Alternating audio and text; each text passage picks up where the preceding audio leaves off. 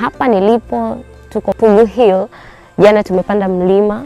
Well, it was a very nice experience. Tumeweza kuiona Dar es Salaam kwa ukubwa.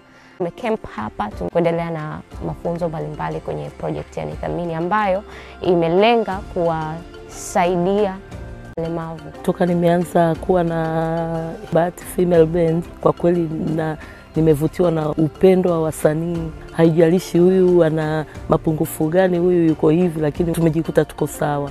Tuna upendo na furaha. Tunatumia sanaa kuipromote au kuhamasisha mazingira rahisi kwa watu walemavu. Tunatumia sanaa kuwasaidia walemavu kujisikia ni watu sawa na watu ambao hawana ulemavu. Ninachoambia waandaaji wa hii safari, waendelee kutupeleka sehemu tofauti tofauti ili tuendelee kujifunza, manake pia nyimbo nyingine ambazo tunajifunza na tunarekodi zinatokana na mandhari kama hizi. Kama leo jana tumepata kitu usiku, tumetunga wimbo hapa tumepata elimu nzuri. Kwa hiyo tusishie hapa. Kwa nimefurahi kuwa part ya hii project.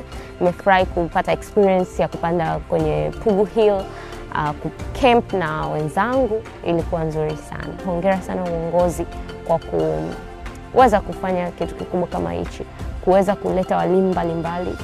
Tunajifunza vitu vingi sana vya kimuziki na kisanaa, lakini pia kimaisha. Mimi nampongeza sana Pili kwa jambo ambalo alilofanya. Hakubagua, wote tuko kitu kimoja, tunafanya kazi kwa ufanisi.